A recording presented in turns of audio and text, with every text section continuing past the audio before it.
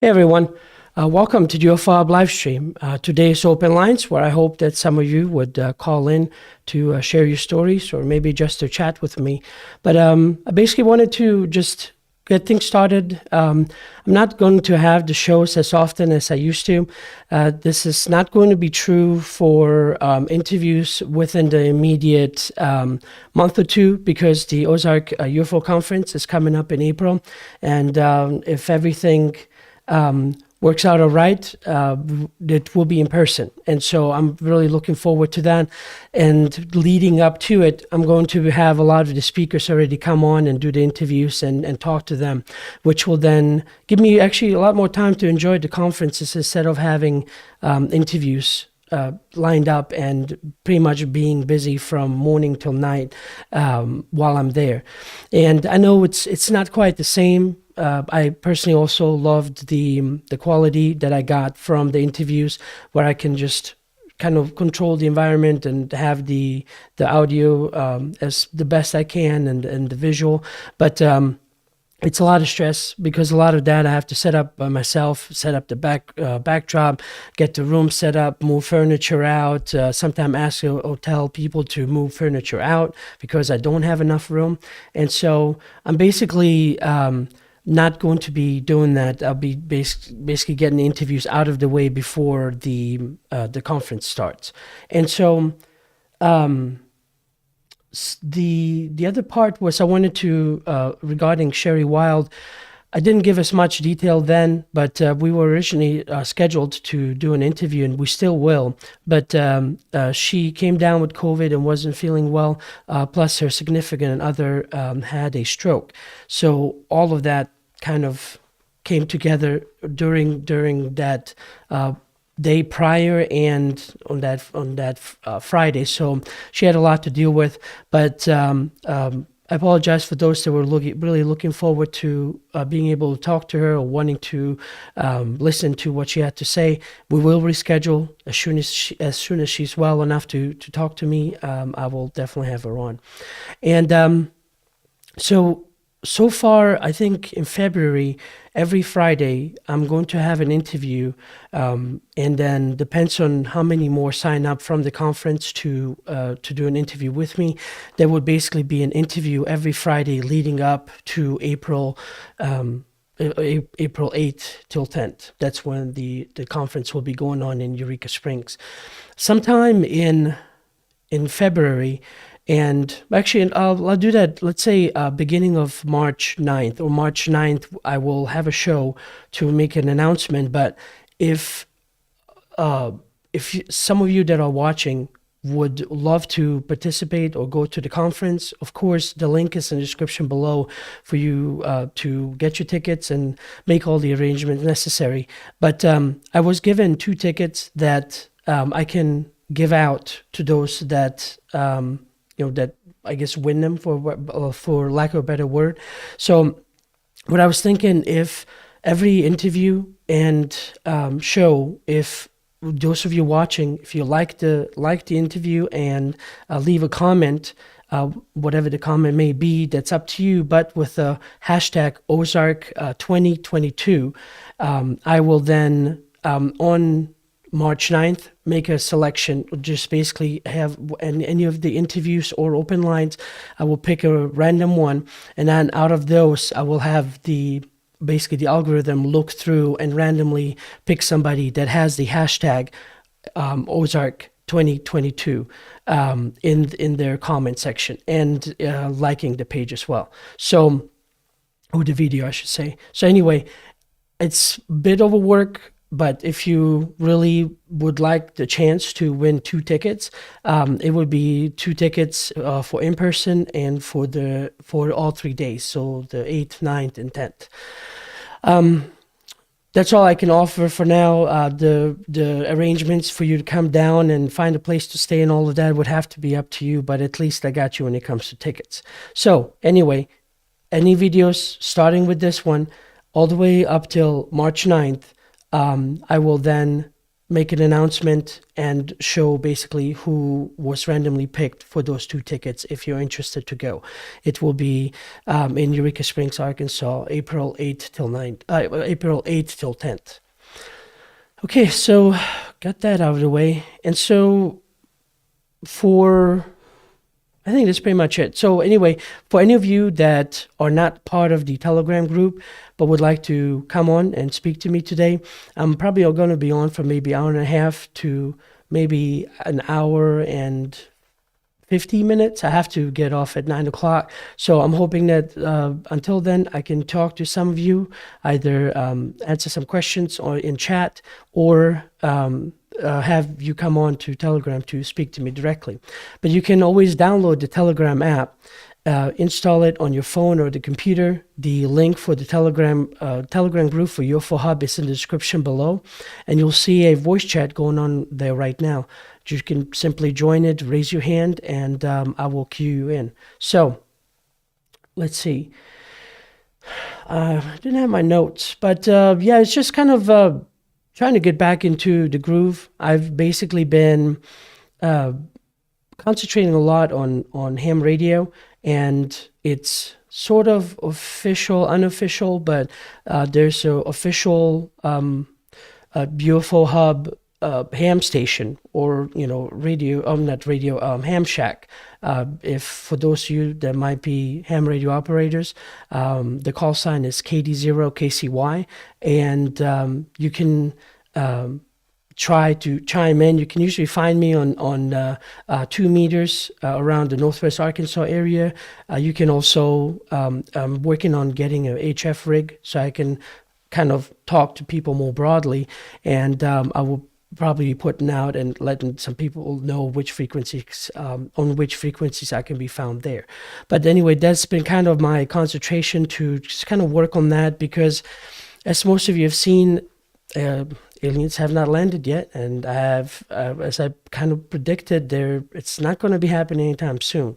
And I'm hoping that some of you have taken the opportunities to learn a little bit more from these different videos that I already have up online, and then taking actions on your own to go about seeing how you can make contact.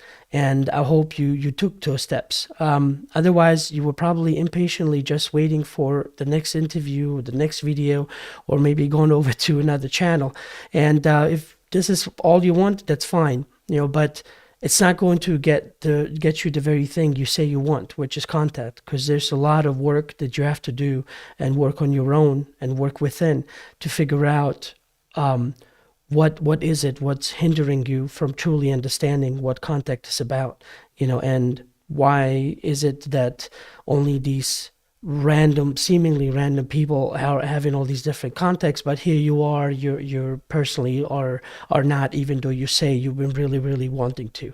And so I've had all the talks that I've done. They're all under the playlist talks that you can watch, and it'll tell you my story and get into those details. And then, of course, all these other people, researchers and experiencers that I've interviewed throughout the years.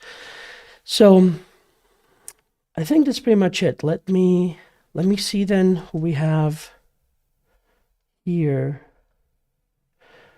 All right, we have some people listening, and Niels wants to speak. Niels, I will get to you, I promise. Let me look through the chat. We'll have that up there. See who we have in here. Lala, welcome. Mr. Catfish 2100, welcome. Robert, welcome as well. Nick, hello. Eliza, hello. And then something in Russian, which I don't know what that means. I hope it's not a bot. But yeah, welcome to everyone else watching as well.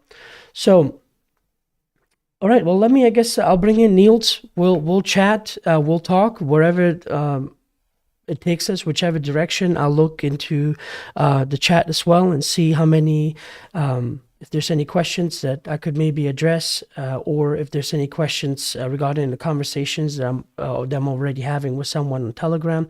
And so we'll take it from there, and we'll see what happens. All right. Niels, you are unmuted. Unmute yourself on your end, and you should be able to speak to Do you me. want to? Hey, yeah. Do you want to talk about initiating contact? Is that uh, is that the right thing to do here? Yeah, I mean, we can whatever you would like to share. I'm all ears, and Yeah. everyone. So I'm gonna be repetitive, as you're aware. I don't know if you recall everything that I've said because I just uploaded to you super quickly. But I've done CE5. I don't use lasers. It's all thought projection and deep internal consciousness based imitation or connection with the universal mind, with God mind, or whatever you want to call it. Doesn't matter the name of it, but it works. I've done guided meditations with people that sincerely want to do meditation, and I've had beautiful angelic balls of light. Well, ultimately, I've seen 21 UFOs, some very close, some very advanced technology. I have spoken to 9 foot tall non human beings with very large, beautifully colored eyes with great power. I had a short being in my bedroom smiling at me with incredible eyes smiling. Uh, uh, so, in terms of if contact, like Dr. Greer, and he has those events out in the desert, and he's shining lasers on them. I think that's I don't think it's unnecessary to hit them with lasers, as it's all universal mind, and I don't think that anybody could just jump into this. Um, if they're guided properly, absolutely. However, I think it's a lot of work to it. You have to be um, you have to be sincere. You have to be real with it. You have to go into it in love. You have to go into it in light, and you have to be genuine. Trying to connect with the deepest part of your spirit, yourself. And for me, when I had such an incredible story, um, and make it long story short, I did a CE5 meditation. So I was in a campground, and so basically I did my breathing exercises before bed. So in through my nose for 5 seconds, out through my mouth for 5 seconds. And I worked my way up to about 25, 30 seconds in and out. So very deep state. And then I filled my body full of love for a while, full of invitation for a while through uni while doing my breathing exercises. And then I showed where I am in the universe. Or where I am exactly. And so I showed the Andromeda Galaxy in my mind's eye. Apparently, we're on the edge of it. And then I showed our solar system in my mind's eye. And I showed the sun envisioning in my mind's eye.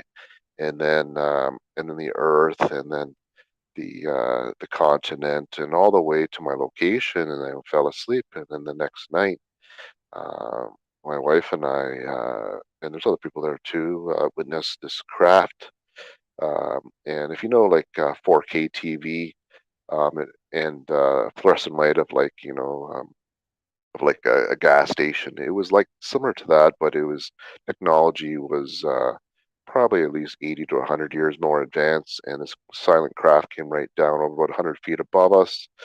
It was two-dimensional, orange and red. Went over top of us on the beach silently for about a couple of minutes, and then it slowly, and then it did a right turn and shot off on a 45-degree angle. So it went from 0 to, like probably like 20 miles per, maybe 10 miles per hour, to about Mach, 1,000 and tenth of a second. In Star Trek, it just took off. So after I knew that, I knew C5 was real. um, I knew that my life had totally changed because I really wanted to know, growing up and everything, are there star people? Are we alone? What is meditation? What is C5 for real? It's all real. And many people around the world are experiencing it. Apparently, a lot of these beings are working to help us ascend. Some of them are doing healing with us. Some of them have different uh, plans. I've only been exposed to and experienced more so divine beings. I'm not saying that there isn't any demonic or beings that are here like reptilians or whatever that are trying to suppress us or indoctrinate us or hurt us or anything. I'm not saying there isn't that, but I haven't experienced that. Um, for the 9 foot tall beings, in retrospect, I could have been a bit more kind to them because I was quite alarmed that they froze my friends on the beach, and um, they just said to me, "We can come and go whenever we want. Nothing can stop us." So these beings are coming here. A lot of them are. Uh, my understanding is that they're interdimensional beings, um, and or a lot of them are actually 3D based, but I believe a lot of them are able to go into different dimensions and travel here with their minds and their crafts or disappear here. So I really think being in Egypt, I was in Egypt for 3 weeks and studying all the ancients. I think it's a time of awakening, a time of correction, but ultimately we're here to um, really to understand what we are as human beings, and we're here because we have a thirst for it. This is a driving force that we want to know the truth. We want to know reality. We want to know what's really going on and why we're here, like what it means to be human. Um I Niels, say can I that ask you a people quick are question? sure. Yeah, please. I was just I mean, you probably have already heard, or maybe might have had conversations with people that are, you know, I guess did have some experiences that scared them, what they call as bad experiences. As you probably know, I personally haven't, and those that were scary to me, it was just because I didn't understand certain things, but I kept at it in order for me to understand. Can you just maybe just from your perspective, tell me what your thoughts are on that? Do you believe that there are maybe some malevolent beings out there, we just haven't met them, or what are your thoughts? Well, like in terms of like malevolent being like demonic or dark beings. Yeah, or just where basically they Yeah. abduct you against your will in the negative sense, for Oh, probing and I'm all these other sure. things. Well, absolutely. I don't really look too much into it. For what I understand, is that absolutely these beings are bringing, people against their will onto But it's ships not and it's not something that's making. going to stop you, is it? If you're going out there, you're still going to continue doing what you do. So you're not going to be like, oh no, just so that I don't attract the wrong ones, I'm not doing this anymore. That's not going to be that factor for you, is it?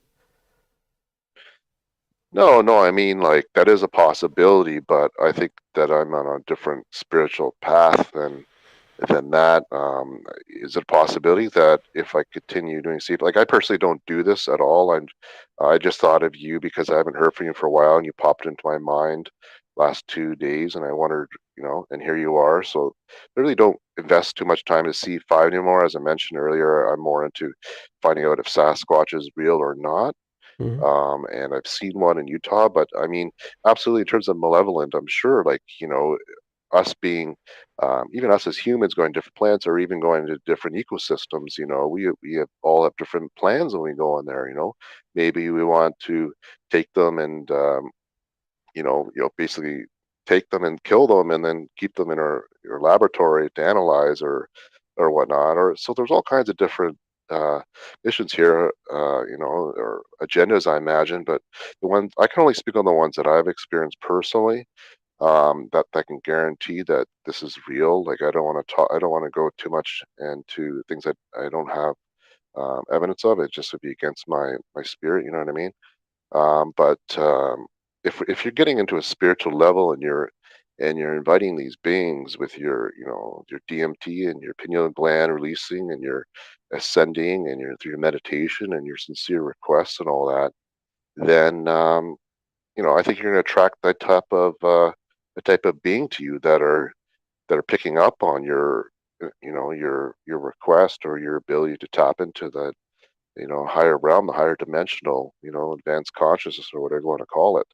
That you'll attract them, just like in life, right? Like if you're going to be an honorable, righteous person, people will pick up on that, and then you'll be able to have a great life and do very well in life, and everything will come too easily. If you're going to go against people and take advantage of them and go against the Ten Commandments or the 41 laws of math that the Egyptians had or whatever, then you're going to have a troubled life. So, so it really depends on what you give out on that note.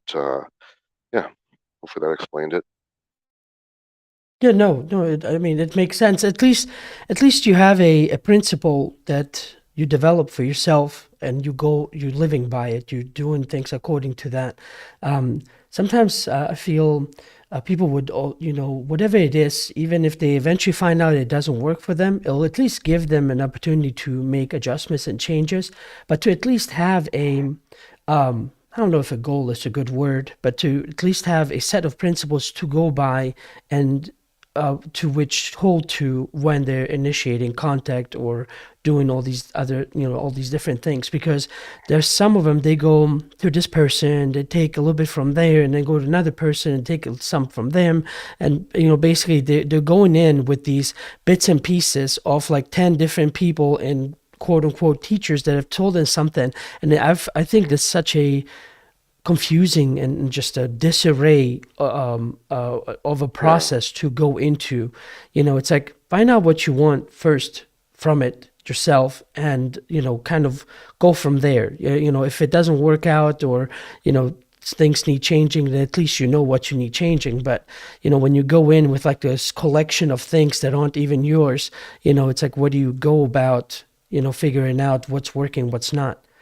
And just so that yeah, I'm not confusing people that are listening, I'm talking about mindsets, right? If you're a person that's into sports, you need to have a certain mindset. You set your goal, like, okay, if I'm running, there's the end line. I will, whatever. You set yourself, into that mindset and that zone, they call it sometimes. And it's hmm a very similar process in my experience. I don't know if you can speak a little bit on this, Niels, as well.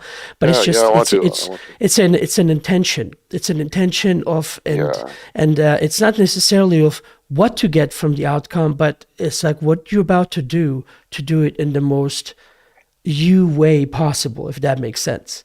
YOU. yeah, Anyway, yeah. And all so my yeah, go ahead. yeah, in all my C5 experiences, or when the UFOs have come down and appeared very close, or in the distance or whatnot. I don't go into them. Um, I don't go in them saying, "Oh, I want to see a UFO," or "I want to meet the star people." It was never that for me. For me, it was just going into a sincere meditation, like and um, and doing the steps, and just seeing what's real, and really who's picking up on my frequency or my thoughts, and is this real? Is this possible? And I was shown that this is real. Absolutely. I mean, in my life, I think we should protect the environment. Like I have all these very strong principles, right? Like do not steal, do not lie, like all these different things, right? I think that's really helped that they pick up the star people or these UFOs and whatnot. They pick up on this, that you're a good person, that you have a good intent, that you're sincere, that you want to meet them, and that you're working to ascend and to advance your spirit, and also to advance the consciousness of those around you. And I feel like I need to share this information with you and for everybody who's interested. Hmm. And it's our duty as humanity to correct ourselves, really, with how we're treating each other, how we're seeing separation and division, and how we're mishandling the environment, or how far we're getting into materialism, or we're a bit lost. But a lot of people are leaving that behind, and we're a work in progress, right? We can't go from primitive to traveling interdimensionally through the cosmos, and being going to different places in our universe, within universes, with our current ability, being a step above ape or whatnot, right? We have to slow progress. And also, I think, in terms of we're reborn here, and some people were they're born here and they have different missions. Have they lived here before? Probably. Do you meet the same people again over and over? Yes, I think so. And so, yeah, a lot of us are here as teachers to help and show people the way that we must ascend, we must smarten up, we must evolve. Right. Otherwise, we're going to get into some trouble. So, I mean, yeah, I think a lot of these star beings are helping us ascend a little bit at a time. They don't want to go against our, our free will and our own path. However, yeah, I think they're helping us spiritually. I don't know if they're helping us biologically, possibly. I'm quite aware of many things that are going on there, but yeah, I think it's just absolutely incredible. Like I said, I, I've been shown it. I've had 21. I've seen 21 UFOs. Some very close, some far away. All kinds of different technologies, shapes, colors, paths, all that stuff. I spoke to one 9 foot tall star person, right, and had that short Mm, being in my bedroom smiling at me. right. So I mean, they're here, and I just want to quickly. I know it's It's about all coming UFOs, back but to me now. It's been a couple of months, but I remember yeah, now. I know exactly what yeah, you're talking about. and I'm at a Sasquatch. I just want to tell the quick experience. Niels, I just real was quick. There's crypto sure, wants to also come on, and some others. So I'll definitely let you please tell them share that experience, and then I would like to give some of the others an opportunity too. sure. Yeah, I don't be competitive with you too. In crypto, you're Um, next. yeah, I just wanted to say after that, that 1,000K, let's call that light object came down. That same trip, I know that there was beings flying through the forest, but another thing, when I was in Utah, I saw a group of hikers, 3 of them walking across the snow-covered mountain, and they're very tiny on the hill, and it took them a couple hours to go across it. And then after they were gone, I saw this being that was about twice the height of the hikers, and this being went right up the mountain within about half an hour to 45 minutes, straight up it. He had no gear on, and he was twice the height of these hikers, right? And it was like a dark beige type of color. So I've seen uh, I've seen Sasquatch too. I've traveled around the world, quite fortunate that way, but a lot of times it has to happen in nature, and and sometimes you don't even want it to happen; it just happens. So I would just, yeah, go forth with it. I don't want to take too much time, but I hope I was helpful to a lot of people. Um, and I wish everybody the best. And if you really want to do C5, I think you should, pray first, maybe read a bit of the Bible, but ultimately I'd meditate and do the steps properly because it's real. Great. And you Well, may Niels, be thank you. Thank you very visited. much for sharing. I appreciate that. Well, especially My pleasure. Take care. by you just coming now to speak, gives others either something, a step that they can take on their own, or to just even have a little courage to already share what they already experienced. Yeah, I'm past be caring what people think about me, Right.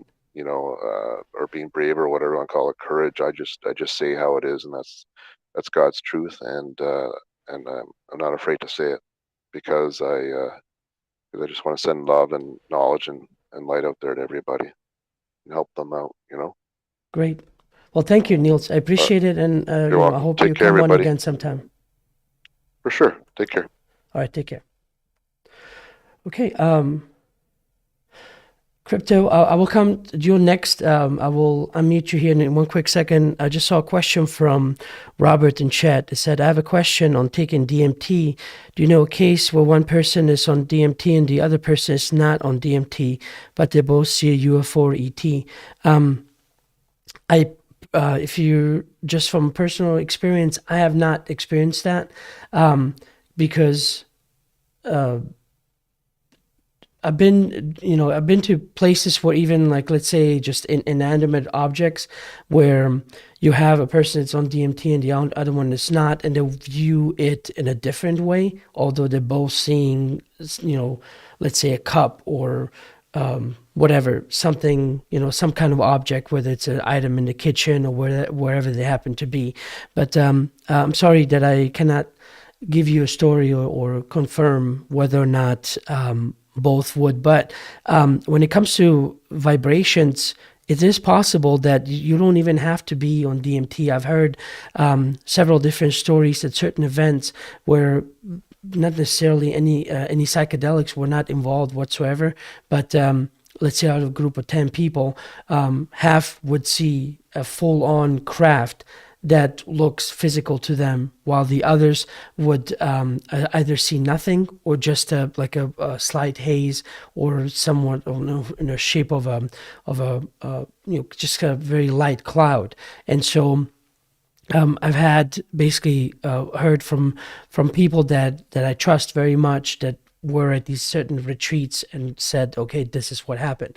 And I'm sure there's also some stories that I was hearing something similar regarding that on Coast to Coast AM, but this was years ago. So anyway, I'm sorry I can't give you something more concrete, but I just wanted to get back to your question.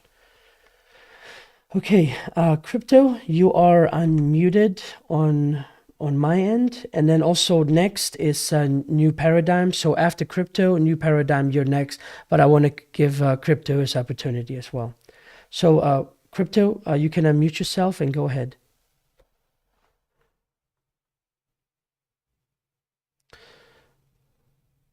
Unless you hit that by accident. Can you hear me? Hey, hi. Did you mean to raise your hand? How's it going? Just fine. How's it going? Can you guys hear me? Yeah, I can hear you. Did you mean to raise your hand? Yeah, I was Okay. trying to talk earlier. I think it's the. Are you listening Yes, I on the think computer? Because I'm hearing a little feedback. The feed's going back, so I'm not too sure if you're getting it at the same time I'm talking, but. Well, we're watching this on YouTube. Is there any way you can just mute YouTube while you're on Telegram? I promise you it's going out there, but there's about like a 15-second delay on YouTube. So while we're live on Telegram, if you can just mute YouTube so we don't hear that feedback coming in. Okay, just a second here. But then, yeah, whenever you're ready, please go ahead.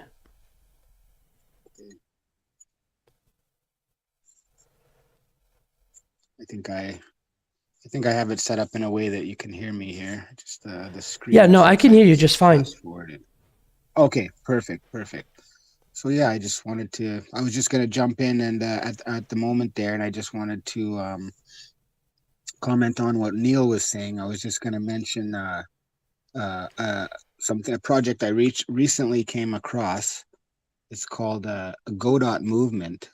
And it was just kind of just to go off of what he was saying. I was just going to say it's something for maybe some people listening today to even look into. And they go up against mega corporations, and they stand up for inequality. So it's just kind of it's kind of a cool little thing. Like for example, I'm obviously the main guy that comes on here that's crypto, with crypto in my name and stuff like that. And I'm not trying to make this call anyway about crypto, but an NFT project that I was looking at, I just want to mention for you guys to take a look at it because it's not one of those ones that most people talk about. This one's actually really cool. It's they're against the mega corporations. Like it's like almost like an anarchy type group that are making a cool project with you'd have to look into it to see the pictures. And yeah, I just want you to check it out, how they stand up for inequality and the little guy. I just thought that'd be cool to mention with what Neil was saying. It's how you stand up and say what's true, even if you're not looking for the praise or the pat on the back. You're just going to say what's true because at least it's as true as you can believe it to be, and you're going to say it, right? So that's pretty right, pretty awesome. Well, I mean, what got you into crypto? Was there something that you just didn't like about the financial system, so you like, screw it, I'm going crypto? No, I was bad at saving. I was bad at saving money. So that's basically what happened. I was just really bad at saving money, and I needed I needed to well, not I needed to. I was just always looking for a way to figure something out. So I guess I could say it was a financial thing that got me first started in it. Um, I was cruising around YouTube and I seen this little kid named Crypto Nick, who's actually not in the space anymore. And he had a little YouTube video, and he looked like he was, I don't know, 16 years old, and he was bragging about how he was making $1 a day on his laptop. And yeah, that was I was just like, okay, there's something going on here that I don't know anything about, and I guess I should have looked into this a little bit more, and I didn't know anything about it, and I just thought, right, it was, to be honest with you, that was where I started, and what started me was just going through YouTube and just looking around. It wasn't like I wasn't looking for crypto, and it kind of found me just because I was, to be honest, jealous. I was Right. jealous of this kid. I'm like, who's this kid making $1 a day, right? So I just started Was digging, he and that was mining? back in right, Okay. and that was back in January of 2018. And yeah, just since then, I've just been studying it and researching it, and I found that basically I went from about 2008 to 2018 with studying aliens, UFOs, and stuff like that, right? Right. Let me And tell you just a real quick story. I'll let you continue, but just something yeah, that, talking about what happens when you have all these signs and things happening, but you just, not, following your highest excitement, and you just kind of go, think, oh, this is not the right time, and you talk yourself out of this, right? So this is a really good friend of mine, and it was like around oh 08, oh 09. So oh 08, that was the crash. Oh 09, things were getting a little bit better, but we both worked downtown St. Louis, so um, we would meet up to different restaurants, throughout the week for lunch. But anyway, so my friend Ross, he was telling me about, mining Bitcoin. And he was, because we're both techie guys, so he's talking about you can, use graphic cards, you can convert your computer to do it, just help him, process some of these hashes, and by using your processing power and all of that. Um, Crypto, there's a little echo again. I'm gonna mute you, and I'll bring you back in when I'm ready. Um, so anyway, um, he was basically then telling me about this, but I was so convinced that, I don't have the time, even though now I know I did.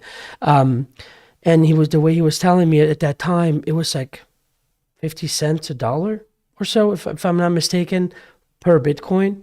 And it didn't require that much of processing power. Nowadays, it's difficult to do that mining because you use way more in electricity and how much processing power is needed than you will ever get back in payment. So it's really not worth it. You almost have to like set up your own server farm and do what they do in China and some of these other countries. Well, they moved all to Kazakhstan now, but anyway, have these huge farms of servers that do nothing but help process and verify transactions, right? So anyway, but at that time, it would have been very profitable. You could easily make, half to or Bitcoin a day, and just by letting your computer run, and it was nothing in power. And so one of those things to where it was at me, right? People were telling me about it. Friends were telling me. I was seeing things about it, and I just kept saying no. I'm don't not getting into this. Blah blah blah blah, and basically came up with every excuse not to do it. Although it would have literally, taken half hour setup time. Had plenty of different computers because I constantly have them around me that I could have dedicated as a server, and it would have been real nice right now. Let's just say that. So, Crypto, I'm muting you again, and please make sure you mute YouTube so we don't hear the feedback. Crypto, are you there? Could you mute mine too so I can raise my hand? Okay, we'll do. Oh yeah, I didn't mute you earlier. right, There you go. Sorry, right. Paul. No, definitely, definitely. Okay, go ahead, Crypto. Yeah, no, and that's true. And then you're right. Definitely back in the day, somebody that was able to notice something like that would have would have yeah, the opportunity is always in the past, but that's okay, like that's the whole thing about it is when I found it, I was studying basically aliens, shady government, cover-ups, UFOs, just basically everything, anything and everything I could get my hand on in that field, in that area. And I'm still obviously 100% fascinated with it and focused on it. But 4 years ago, when I did find crypto, that did take me away. And yeah, Hmm. definitely, um, somebody that would find it at $1, definitely mining it Yeah, for the last 13 years. it You'd be would it rich. would be quite You'd an be a investment. multimillionaire. Yep. Yeah, multi-millionaire, if not billionaire. Um, Yeah. yeah, I remember there was even a game that some of the early developers, they even made a game to get gamers into it, and it was very simple. You were just one person, a first person perspective of a game, and you basically were running around, and you would just hammer away at these rocks or whatever, and then that would, depends on which one you find, they would, yield some bitcoin. So basically while you were playing, you were helping them help process some of it. So anyway, for those that might not understand what we're talking about, the way crypto, chime in at any moment if in case I'm misinforming everyone here. But anyway, from what I understood is basically it's a non-centralized system, and everyone can basically download this program that then links your computer to the network, and you become a part of the verification process. So for example, if I send some bitcoin over to crypto, and whatever the amount is, it will go through the network, and these different computers that are basically then being used by these different people in their homes or the server farm or wherever, it processes that transaction and verifies that it's a valid Bitcoin transacted over to crypto. And so that's what basically mining was. So you're not using a bank or a centralized location. It was anyone could basically become a verifier of a transaction. And the way it's designed, it made it impossible, unless I'm mistaken, crypto, but it makes it impossible to create a Bitcoin, basically to falsify one or copy one, like we do with money, where you can just print counterfeit money. It's impossible to do with the Bitcoin. Am I mistaken on that info? That's 100% true. Yeah, it's decentralized, and at the same time, like it cannot be printed. So, for example, if you look at money, they won't stop printing it, right? Fiat. I won't say money, but I'll say dirty fiat because that's what Right. we call it. um, yeah, it's printed out like crazy, and it's printed out at any time to take care of any situation that they quote unquote have, right? And Bitcoin is the exact opposite, right? Bitcoin is the reason people in crypto value and praise Bitcoin so much. Not only because when the price goes up, the markets go up, and when the price goes down, the markets go down. That's not the only reason. Another reason is because not only is it the original as far as being the first, but it's also the strongest, so to say, right? So it's there's other cryptocurrencies out there that have been audited and shown their strength as well. So I'm not trying to take away from anybody, but Bitcoin has been around for 13 years, right? And that's a shock to some people, right? Some Right. people are like, oh, I thought it's been around 6, 7, 8 years. It's like, well, no, actually it's been around 13 years. It just had its birthday a week ago, Mm, two right. weeks ago. So you know Okay. and Well, crypto, do you have any final thoughts? I want to go over to Paradigm and then eventually to Poly. So I want to, yes, no, that's cool. That's cool. I'm just happy to be here. I'm cool. I'm cool. oh, Happy okay. to be here, man.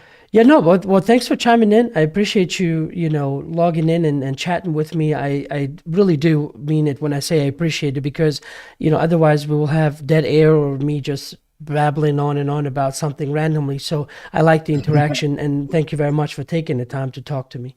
Yeah, no problem.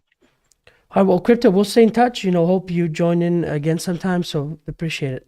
Yeah, I'll So see you let's around. have New Paradigm is next, and then after that is Pauly. So New Paradigm, you are unmuted. Unmute on my end. Unmute yourself on yours, and please go ahead. Hello, hello. Can you hear me? Yes. How are you? Very good, very good. Hey, thank you very much. Much gratitude for your show, for making it available. And yet again, it's the second time for me on your show. And as again, it was not planned for me. I just look at my phone, and I saw you were live. I clicked on the live and felt called or inspired to jump in and Well, I'm say glad a few you did. words Welcome. to the audience. Okay, thank you. So we could talk hours, I'm sure. I want to say the first speaker before Neil. Geez, I really resonate much with him. Okay, and the crypto guy too. We could talk. Okay, Right. but that's another subject. Again, we could talk about many subjects for hours, but I have, let's say, 3-4 points for the audience today. And I think there's a pressure, there's an increasing, the pressure is increasing for contact, okay? And I don't think humanity is ready yet, okay? And I'm trying to be a kind of a diplomatic function here to try to ease the process into something that is not too much prejudiciable for us. Okay, we need to organize ourselves, humans down here, as sovereigns. Okay, and use technology, blockchain technology, to secure those systems of individual sovereignty, and to manage our ways around differently, because we cannot no longer rely on the chain of corrupt systems, you know, that control many parts of our lives. Okay, and we depend on those aspects of, let's say, food that comes from elsewhere. So it's a dependency system that we need to get rid of, okay, to become sovereign and self-sufficient. And on that, okay, there's two very important points. Is that your sovereignty has to be recognized lawfully, okay? And on that subject, I recommend the audience to look upon Russell J. Gould and the postmasters, and a paradigm where we lawfully contract with quantum language, in fact, that communicates facts in the now and in a positive manner, without negation. Say the name again. Whereas Russell J. Gould, you said? Russell J. Gould is the Postmaster General of our world. Okay. He is responsible for the good standing of the port. The ports are the vessels are navigating ports and shipments and goods and information between people, and we could become nodes as people, and from a node, part of a network. So we have to establish such a network to solidify our sovereignty here on Earth before we engage in worldwide contact. Okay, this is very important. And another point is that, you know, I want your audience to look into Austin Steinbart. He's an activist and my friend who have not talked much, but Austin Steinbart is a guy. It's Q. Okay, you know the Q movement, QAnon? Yes, I've heard of it. Are you familiar with Austin Steinbart? No, I am not. I'm sorry to say. Okay, well, in the future, okay, he's a commander of some operation responsible for the QAnon operation. And okay, so I want your audience to make their own research. Okay, I'm just here to point direction, where to focus. Okay, so people need to comprehend what's going on. Okay, there has been some sort of a monarchy. Okay, in the past, everyone knows that they have been like enslaving humanity for centuries, and then something happened, it changed, it became something more political with parties, but they just dissolve and break themselves into thousands of mechanisms, into commerce and such, where they can rip off their citizens without the label of the queen being responsible for it, So we're changing that mechanism. We're reverting upside down completely and putting it all sovereigns, all people are sovereigns here, okay, at the same level. And let's organize ourselves as such and use technology to do so. Technology is there, okay? So there's a lot of talented people that we are calling, okay? This is a call for talented people that want to participate into such activities, okay? I'm telling you, as a sovereign, you need to have your papers to navigate your world, get your claim of the life, okay?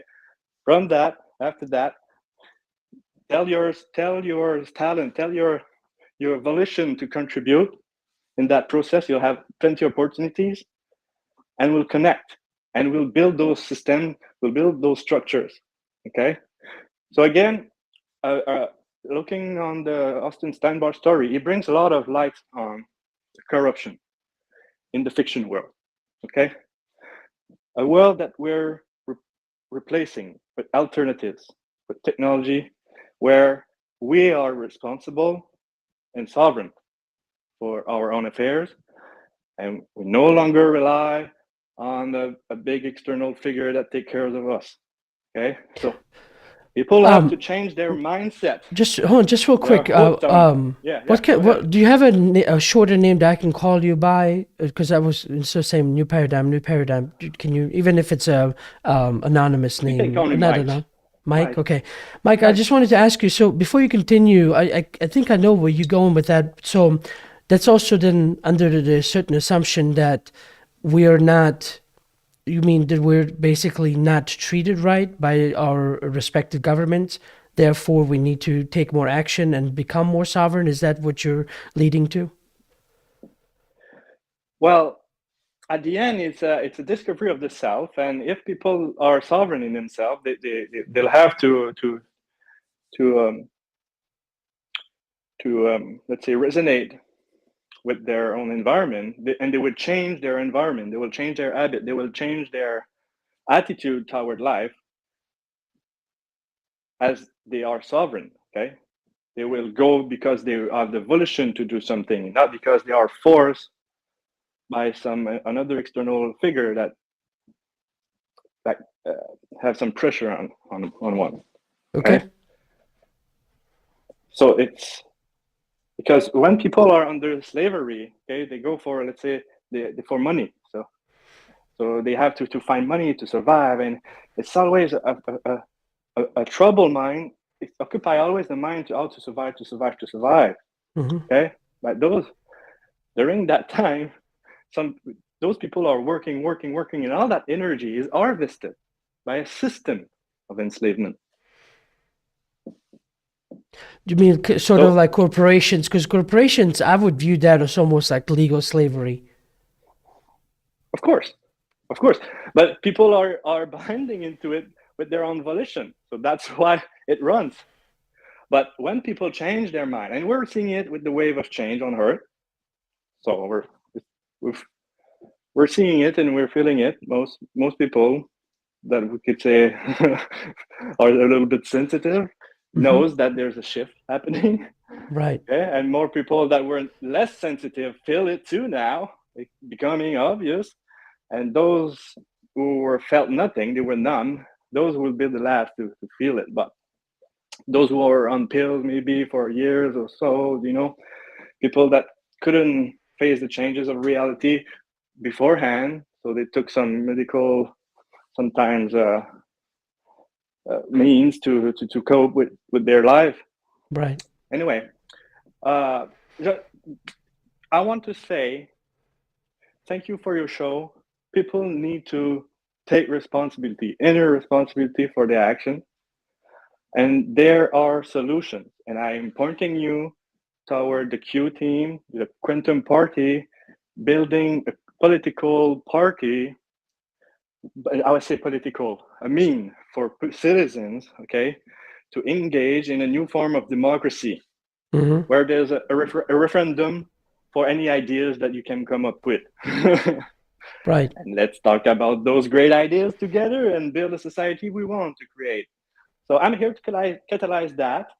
And I'm calling your crowd, if they are talented and want to join in, get your claim of the life, find Austin Steinbart, get educated about knowledge about whatever those two brings in the world, okay? And then we and then we make it happen, okay? So Right. I think it's a good time for humanity that we are in. We have to prepare for contact. I feel I am doing so. We're not ready yet with those political systems in place. It's all corrupt, okay? We cannot rely on them to engage contact. But on blockchain, we can have a voice where your voice is part of a humanity. Poof. No middleman. No middleman at all. Okay? So it's like a Right. referendum for world or for any scale or for any group. It could be your book club. You could have a little democracy system for your little book club or any group size. It could be your nation. It could be your county or continent or Right. science group or whatever. And so those groups are called, let's say, networks, and those connecting networks, okay? Some networks are thousands of years of knowledge, okay? So it's very rich, and the preparation of contact needs to occur, okay? So let's say there's a little amber, I'm pushing here oxygen on it to make it a little flame. That's what I'm here for, catalyzing what's happening. So let's go for contact slowly, carefully, so we avoid some prejudices. Okay. Well, thank you for sharing that. I mean, I certainly would, I always encourage messages that, help or encourage people to get out of what I, call the victimhood mentality. Because there's nothing worse, there's nothing worse than thinking you have no options, no choice. There's always one, and each one will, give you that small sliver of hope that there is in the strength. You see it, take it, move on to the next thing and the next thing and the next thing to just get them out of that. So whether it would be, what you were talking about, reclaiming your sovereignty, or as I like to call it, getting out of victimhood mentality, I think it's pretty much the one and the same. Yes. Just different principles. But Of course. Mike, is it right? And yes, on a final thought, yes, about getting rid of the victimhood mentality. There's a very good handbook that is called, coincidentally or not, the handbook for the new paradigm. Okay, and it's available on blockchain, whereas it cannot be deleted from powers that want to control, information out there. So blockchain blogs technology, that's kind of cool because you can publish and it will stay there forever. So there's that book there on Hive blockchain. It's called the handbook for the new paradigm. And also, I want to point out that blockchains evolves, okay? So there's many, like Bitcoin has been discussed earlier, that was, let's say, first generation. But since there was a lot of problems with it, so there was a solution brought to it. So let's say a second generation, third, two. And now we are like many dozens of iteration of evolution of blockchain, okay? And the latest one I want to bring your attention on is the one where I've been pushing a bit of information about contact, preparing people for contact, bringing attention about Russell J. Gould and Austin Steinbart. Okay, so you can find me on blurt.blog at New Paradigm TT4. That's for New Paradigm Think Tank. Okay, so New Paradigm TT, that's the handle in the blurt.blog blockchain. So I invite your audience to have a look and get yourself educated and practice with knowledge. Hey, wisdom for me, it's applied knowledge, okay? It's not always easy. Sometimes it takes many opportunities that an opportunity arrives and you miss it. It will come back. Trust life, it will come back. So the opportunity comes again sometimes with signals a little bit stronger, maybe, and sometimes they may hit you in the face. Okay, so better be wise and apply knowledge when it's time. And that's why I decided to raise my hand today, because I felt called to talk, Hmm. that I had a message, and now it has been out. I'm glad I did. So happy night to everyone. 2022 will be awesome. It is already awesome. So good night, everyone. Thanks a lot for your show. Again, bye bye. Great. Well, thank you very much, for chiming in and sharing all this great information. Those that check it out, I hope they get something from it. But thanks again, and I hope you chime in the future again. So, Polly, I'm switching over to you. You are unmute yourself on your end, and you should be able to talk to me. Hey, everybody. Hey, how are you? Good to hear this show back. I'm well. 2022 is starting out to a good year. I agree. And that last guy talking, I didn't know there was blogs on the blockchain. That's pretty neat. I'm gonna look it up. I imagine people that are interested in some of these topics probably cross correlate with the crypto world. So I wouldn't be surprised if a lot of people are interested. But Well, you can post I had almost anything on blockchain. Just secure Yeah. it out there, unless somebody cuts the power. Yeah, but you mentioned years ago someone was telling you about Bitcoin, and you're like, "Oh, I'll get to it later," or whatever, and you wish you paid attention. But Hmm. hey, I got one word I'll throw out there if anyone's listening. I found it about a year ago, and I think it's really neat. Uniswap. So Uniswap. So it's a decentralized finance thing. Not the coin that you can buy called Uniswap.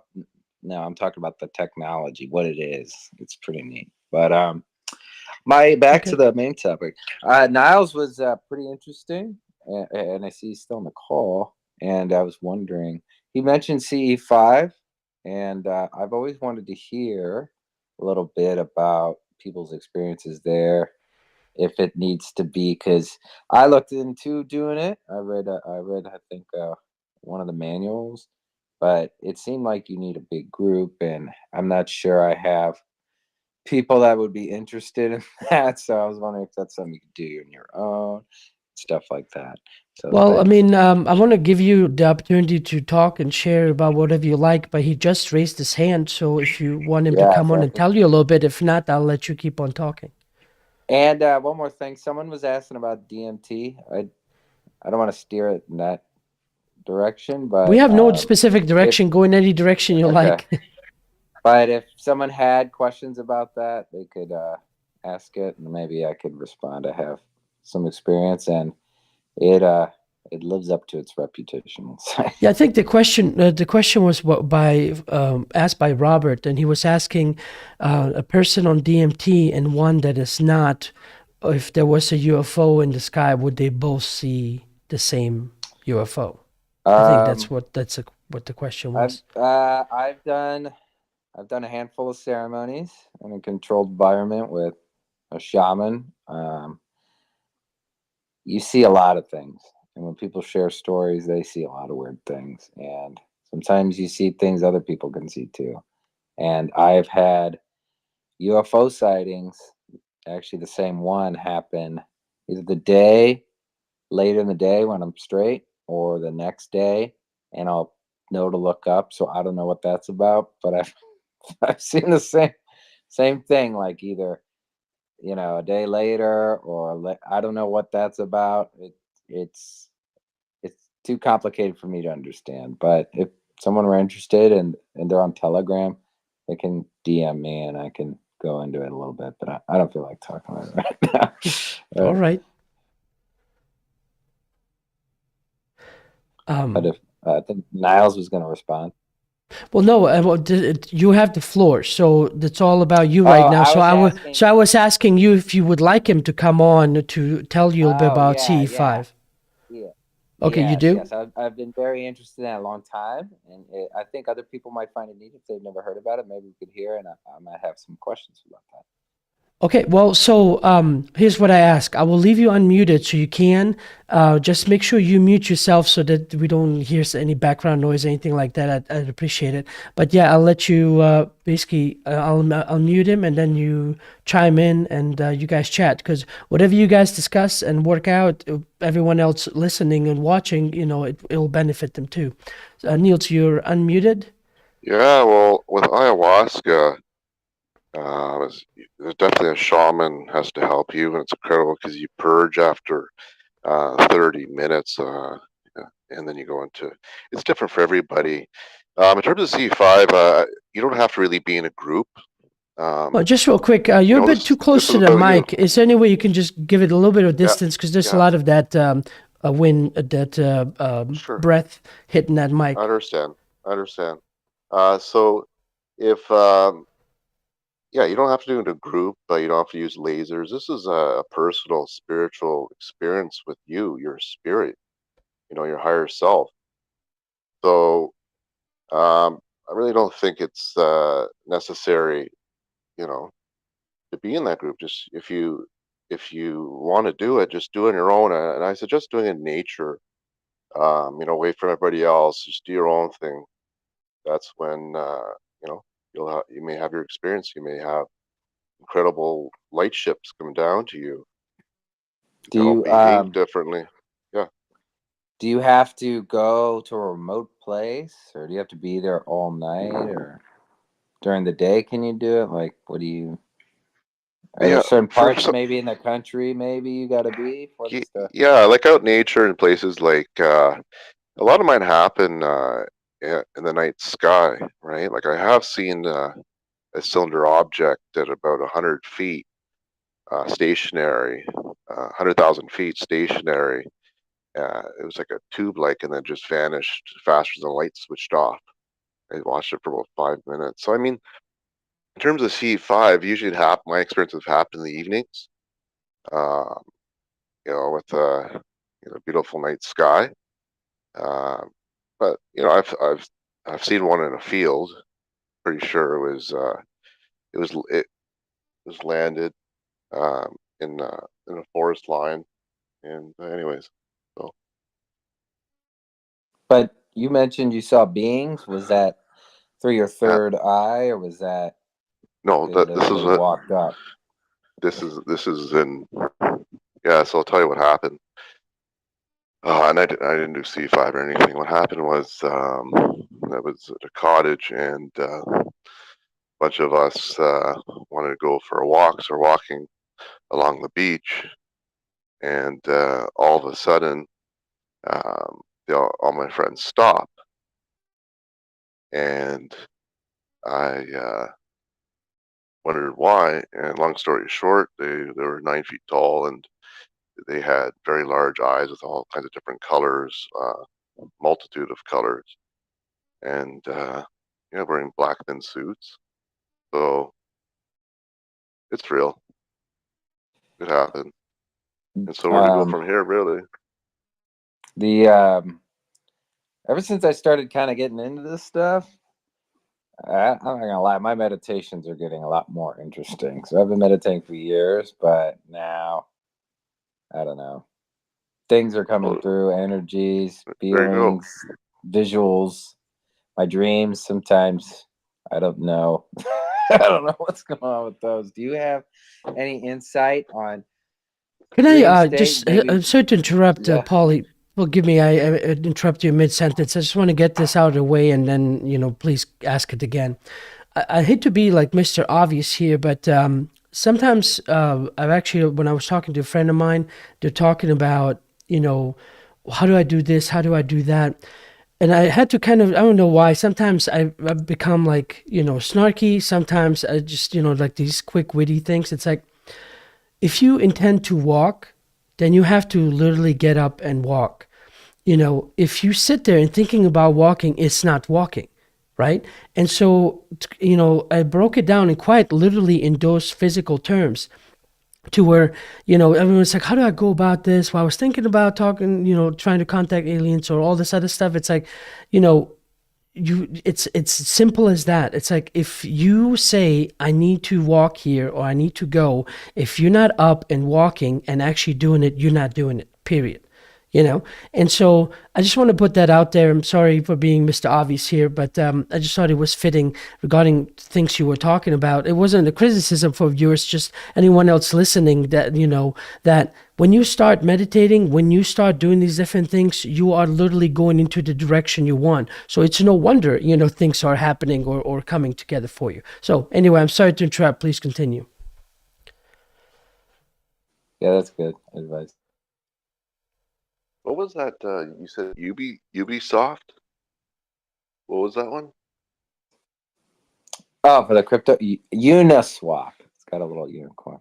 It's just a way where you can transact things through the block. I'll DM you about it. But yeah, I was wondering if anybody listening has, because some of these topics kind of get into people having also experiences in the dream state. So they go to bed and they have these dreams or lucid dreams or astral stuff going on, where they feel like they've made contact that way, which is interesting, but that doesn't kind of get picked up in the mainstream, or like, it's not as but Talked about maybe it. it's not as, people don't talk about it. It's just a dream. Maybe kids have it a lot more. I was wondering if anybody listening thinks anything about that. But if not, that's it for me. Thanks. I think it's all possible, right? You're already on your path of that's interesting. I've never heard that before. So I think it's just all about sharing the information and letting everybody become aware and really ascend and advance, develop their consciousness. And another thing I want to say too to everybody, like the blockchain and all this stuff, like you still have to work hard, you still have to be disciplined, all those things, right? You have to invest and have your investments everywhere. You should have real estate and so forth. Don't just go all in one thing. And yeah, just wish everybody the best. I'm out of here. All right. Well, Thanks for sharing. Thank you, Niels. Well, Polly, can I ask you a quick question? Did you say you Sure. are in Missouri, or are you close to St. Louis? Yeah, I'm Missouri, and I'm gonna check out the conference you were talking about, because it's a short drive. So Oh, right. Well, no, yeah, the yeah. reason why I was asking is if you haven't been in touch with anyone from St. Louis, I thought for some reason I thought you were, and I wanted to ask whatever happened to the gas line shut off. Did it ever happen, and what had occurred? But if you're not, then never mind. Yeah, I don't know what you're talking about. Okay, I have family no over there. problem. I'm in another town, but Right. I don't watch the news. It saves my Oh, this sanity. wasn't news. This was the local gas company. They just sent a letter to everyone, kind of almost indicating like in mid-December, we're going to shut off your gas line. So, and there's like Oh, really? 500,000 people. They're like, what are we going to do? Anyway, so I'm sure Yeah. nothing else happened. Otherwise, I would have heard them complaining, freezing, or whatever. So I'm sure probably everything was just fine. Yeah. I think, Okay. yeah, things are getting weird. You see all those truckers up in Canada right now? Yeah, Like we talked a little bit on the I call it the pre-show. And for those watching, please don't hesitate to okay, sorry, my friend Nathan just texted me, said it didn't happen, and I know he lives in St. Louis for sure. Okay, good deal. Thanks, Nathan. The we were talking, before. Sometimes I take about half an hour to an hour before the show. I get it going so that people can just join and actually just chat with me directly, not on the air. And we'll talk about even more quote unquote radical things than what YouTube allows. But yes, we covered that a little bit, and I'm glad they were doing that. I mean, for one, I'm very biased and I agree with what they're doing and for the reasons that they're doing it for. And, what better way, to protest as truckers using your trucks to just, put everything in gridlock to give them, a taste of their own medicine, to understand who you're messing with. It's like because they've put them at the end of their line, right? because there's I was hearing this, they were talking about like, oh, for them not, they're being selfish, they're not delivering goods or services to all these different places. I'm like, you're asking them to do something to their bodies that they don't agree, and in order for them to have their livelihood and their health and living, you ask them to take something in for the job's sake. And it's like I don't agree with it. And so whatever they're doing, I'm fully in support and on board. What are your thoughts? Oh yeah, I think people should have bodily autonomy and not be shamed into doing stuff. And then plus, I mean, they've been probably on the road since the beginning. They couldn't hide like a lot of I was fortunate to have the opportunity to work from home when things closed down, but people Right. like the truckers, they didn't have that luxury. And plus, they're in their cabin most of the time by themselves. They're Right. not out there, So Well, even yeah. then, I think, because my oldest, he's going to school, the youngest going to daycare, and I swear to God, if there's a disease, that kid will bring it home, and there's constantly, it's like, it's anything new going on because of, the different children he's, together with, I think at one point about 3 months ago, I've developed this cough. I still haven't been able to kick. About a month and a half ago, I still can't taste anything, right? But I don't know if this is in relation to some of the side effects of COVID or Omicron, whatever it is. But, the point was we didn't, our kids are going to school. They're doing what they do. I'm still always like the last one to get what everyone else has. So when the rest of the family is just fine and they're ready to go back to school, I'm the one that's still, dragging along and just, getting whatever they just got over, so, but the point was, that's how it's always been. For all these years, that's how it's always been. It's like if there's anything going on, any kind of flu, they bring it home, whatever, we'll deal with it. Vitamins, whatever else we have to, take, teas, all kinds of, remedies that are available, and so I was so surprised when all of a sudden all of that was kind of like thrown out the window. It's like, nope, you can't use that anymore. Now it's either just a jab or nothing. And I was just like, well, hold on a minute. Something is going against history of humanity here. Yeah, it's a little confusing. And I hear talk, I think Niles and people were talking about ascension, and that takes for the world to ascend, there's got to be we have to look within and ask questions and see how we've been living and how we could live. And sometimes, it seems there's some going around. I'm not saying people aren't getting sick, everybody knows sick. I know people. I just don't think it's that big of a deal. That's my big thing. Well, yeah, so it doesn't have to come with the amount of fear that they're trying to pump into the world all at once. And I don't think scaring everybody is good for your immune system, Right. Filling people with cortisol, having them stay home, not be able to access their exercise facilities for a year, or the sun, or faces, that weighs down on your immune system. And sometimes I just feel like maybe we were starting the ascension process, or at least, I don't know, I don't want to get into Trump, but he seemed to have people asking questions, and and then boom, fear vibration ripples through the world all at once. And if you're even 5% psychic, you can feel it immediately, and it's like we're down in the bottom chakra, just fear and survival. And well, honestly, like, love him or hate him, he was the one that, just by him being himself, again, whether you love him or hate him, was the catalyst for all the shit hitting the fan, whether you look at it in a good way or a bad way. And I even go as far as saying, because of people not being able to stand him so much, that all these little cockroaches that were, part of the system, were like rearing their ugly heads out because they just wanted to get at him so badly, and so if anything to be remembered, it was at least by him being him, all the crazies came out, and so at least I'm glad for that part, because otherwise they would have been the part of our society this whole time, and always in the shadows. We would have never really known that there's people that think in the way they think right now. Because how do you ever fix something? How do you work on something as a society or in a relationship if everything is constantly not said or hidden, right? The whole point is to bring it out in the open so you can see it for what it is, and then you can discuss it, right? Especially in a relationship or society, to work it out. Because we have to work something out in order to move forward, or we're just going to move forward separately, if that makes sense. You know, it does make sense. But right now the world is a little confusing. A lot of people that were thought they had it figured out, I'm starting to notice they're turning a little corner. They're like, some of this stuff doesn't make sense. I'm like, yeah, for 10 years I've been Welcome. telling you guys things are Yeah. freaking crazy.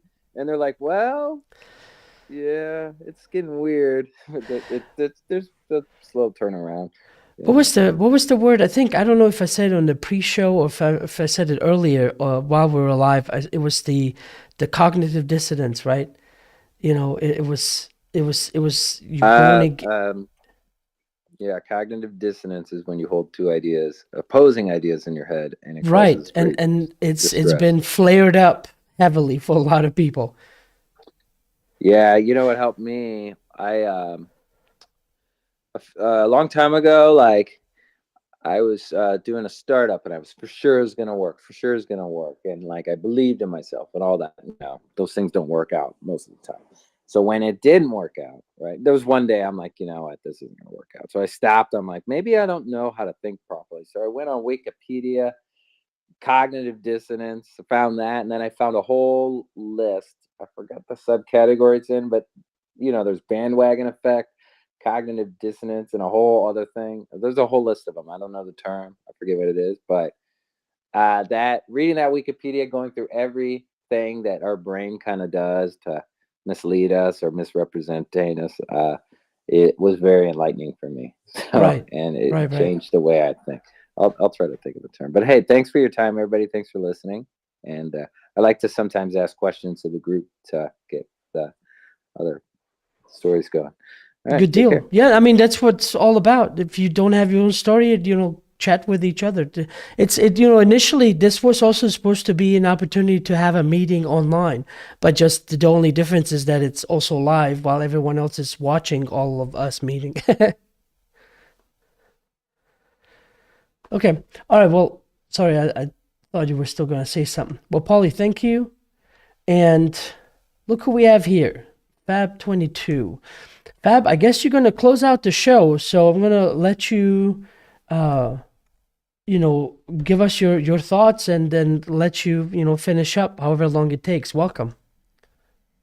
Hey, hi, Adnan. How are you? Yes, not too bad. Very early, 3 o'clock in the morning here, but doing good. Yes, as usual, forever last. I'm getting used to it, but I'm going to be real quick. Just wanted to throw a little mention. I don't know if you know about a certain senator called Andre Carson. Doesn't ring a bell. He's a sitting senator. He's actually quite a big boy, in charge of quite a few things like security, intelligence. He's a big boy. Well, actually, was mentioned Andre Carson. Yeah, he actually mentioned yesterday publicly that the UFO phenomena could be extraterrestrial. So the word has finally been said. Right. At a very top level. And I wanted also to mention that most of that, is due to people actually writing to their congressman. It's due to people with the right words, of course, with the right letter, with not stupid question, etc. But people are getting responses now from political. We are getting answers, and it seems that we are really, really on a good track, as far as this is concerned. Right. And well done. The FBI vault that the FBI released several years ago. Yeah. There's so much stuff out there that people can look up, and it'll basically talk in very, very much the same terms about extraterrestrials and aliens and all that. But unless I guess people really are more set on, maybe we are tribal more than we want to admit it, and we're looking for the leader to be the one to, whoever the leader is in your Yeah. respective lives, to be the ones to come out and officially say something. Only then will it have some kind of validity in their lives. At least that's what I'm really leaning towards. Because if you can find these answers on your own, if you're into the nuts and bolts stuff. But I guess they want the official to come out and say it. Only then can it be real in their heads. Yes, indeed. As far as the official line is concerned, they are answering to people now. It's not a subject, which is ridicule or X-Files or whatever. They are actually responding now. I've got this firm belief, that the more we gently keep on pushing the subject gently, the more it will create validity to have some sort of responses, which will come from up top, which will validate at least some better avenues on that. But Right. the word itself, extraterrestrial, has been said.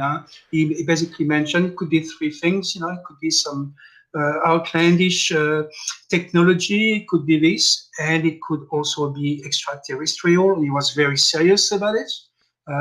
Even said thank you at the end of the question. So they are very open. So there you go. That was my little thing, and well done, really, really well done for people in the States, to keep on pushing on.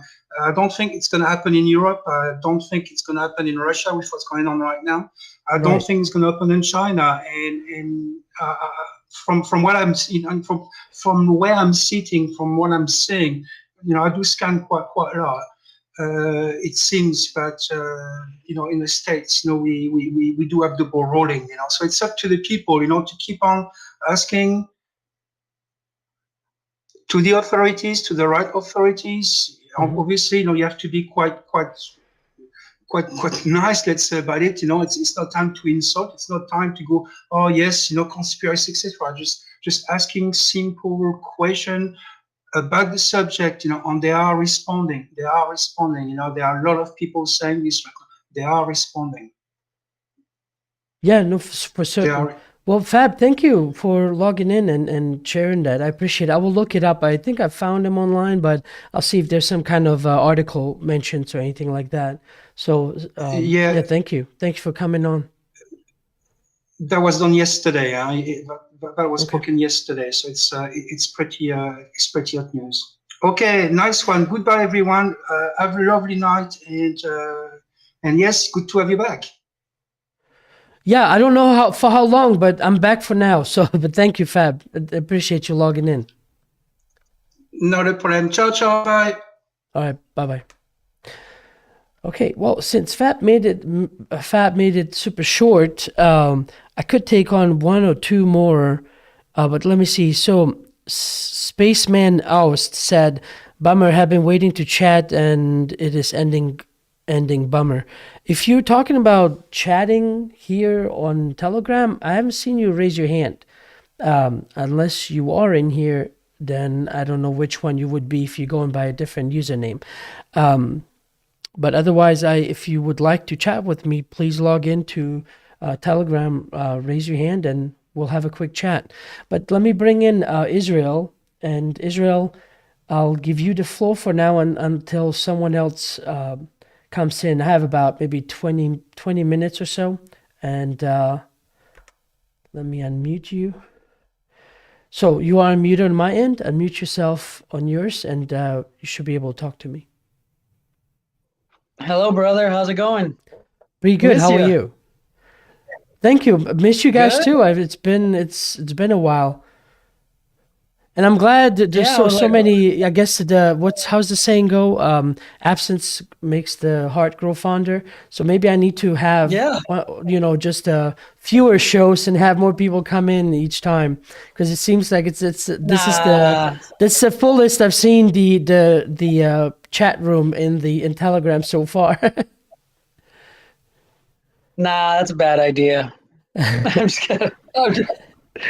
Just teasing, man. Hey, just wanted to follow up. So I remember you talking about the Courtney Brown books. You know how they, I guess, maybe influenced you early on. Right. And so Right. Go ahead. Yeah, so I read one of the books. There's probably anyway. Which I one? read one of his books. Shoot, let me see. The Voyage for Extraterrestrials. I don't know. I think it's 94, 96. Okay, this seems the like one it where was he's his first one. Yeah, the one where he's scientific remote viewing Jesus, Buddha, the Right. Galactic Federation, the Martians. I didn't know that the Martians lived in New Mexico. Shit. Quite a read, isn't it? It's pretty far out there, but Yeah. so at the end, and then I kind of looked into him, and he's a tenured professor. I was like, that's pretty far out, for somebody, to be, because the second that I started reading the scientific remote viewing sessions, it really did in my mind sort of turn into a fiction book. Right. For some reason, my mind's wasn't no, this is not real. There's no way.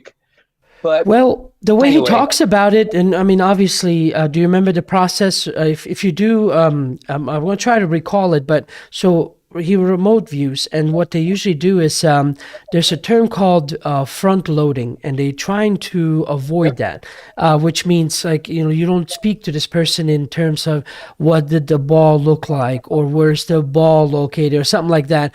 You don't give them any of those things to where it would get their imagination going. What they do instead, they just make up whatever set of coordinates that they 5, 5, 6, 4, 3. Right. And so the person that's basically, in this case, Courtney Brown, would go into his meditative state, and then this person would give him these coordinates, and then he would then kind of, remote view what comes to mind, thinking about these numbers. So he doesn't know what it is, doesn't know the shape or size or any of that, and just basically whatever comes to him, he'll jot it down. And then only later they'll compare notes and see, okay, well, this was supposed to be a satellite in space, and then we'll see what he drew out or what came to him. So anyway, he wrote his both of his books. At the first and second one, I think he wrote more. I don't know what they're called or if he actually did. I just know I have the two. He basically wrote both of his books based on that process. So they start out talking about them getting into that. They explain a little bit about remote viewing, but it's basically them talking to each other, questions being asked, and answers being given. Yeah, and at the end of the book, I think he's kind of I'm a scientist, and this is what I did to get into scientific remote viewing. And he mentions I did transcendental meditation. I took the CD's Transcendental Meditation Advanced program, and I went to this place. I think it's if it's not the Farsight Institute, it's anyway, someplace on the East Coast to learn scientific remote viewing. But my point was that for some reason that got to me, that influenced me. And this last weekend, I myself went to Coeur d'Alene, northern Idaho, to learn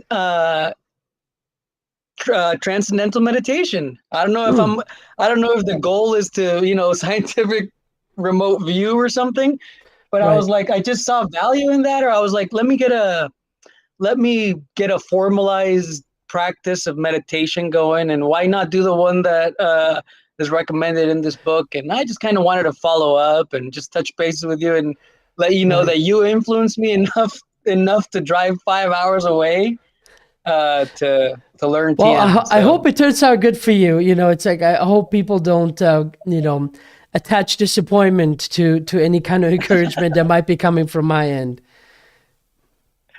Yeah, you know what, at this point I'm just gonna meditate a little bit, and it's all good. Yeah, I try. It's funny you say that. I've been trying. I wasn't overdoing it because I don't like to. Sometimes, I reach out to people, and if they answer me, I kind of strike a dialogue and try to, make an interview happen or have him come on.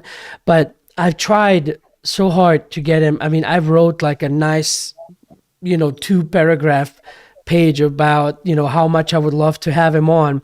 And he just basically said back that he's not doing interviews and he's busy with some other projects, and which was kind of the same answer he's given me a few years back. But there's one of his students, Princess Janine, and she basically is trained in that form of the way they do remote viewing, and I've talked to her before because she was last year's Ozark UFO conference, and so I tried to work out something for her to come on in his stead, basically to talk about the process and remote viewing, but it didn't work out because she's also very busy. So I'll reach out to her again sometimes in the future, see if it might work better, But I've been trying to get Courtney on, but instead, he was offering to have one of his students on instead, and she's great in her own right, But again, it's not the same. It's like I read the books. I would love to talk to him, Of course. And it looks like the book that I read was Cosmic Voyage. Okay. I think that is the first one, because I think Cosmic Explorers is the second one. Yeah, and I have Cosmic Explorers. I started it on this trip that I went. I started it, so. Right. But it was just interesting, It was just like just interesting. Anyway, so I was like, yeah, I'll do transcendental meditation, and so far no Martians. I haven't seen any Martians, but I'll let you know as soon as I do. Well, what I found intriguing is the process and how it's done, and to be that close. Because doesn't the first one also have the drawings, pictures of the drawings of what he saw? That sounds familiar. It might be the second one. Let me check here. I have okay. I'm not sure exactly. It doesn't. I don't think it does it every chapter, but that's what I liked about it. Is that it had a believable process, right? So if they're being given these coordinates and then coming up with something very similar to what the person was initially wanting them to look up, it's almost like a double-blind study. Yeah. I don't know. Do you believe him? I mean, I'm very intrigued with the process. Now, whether or not those things that he then found, right, and the stories, I mean, I don't know. I can't confirm, right? Because, so for example, when he talks about, was it Arizona, or was that somewhere in the jungles of Mexico? Mexico, right? Yeah. No, New Mexico, Mount Baldy Okay. in New Mexico. Yeah. Right. That's some of the alien, I guess, races that then have their memories wiped, and then they basically live as just, yeah, that as was human. South America. Yeah, South America, right, somewhere in okay. the jungle. Right, somewhere in the Yeah. jungle, and they're living here, and we just look at them as native tribes, while in reality they are aliens. So I have no idea. I've never seen them, never seen it personally. It's intriguing.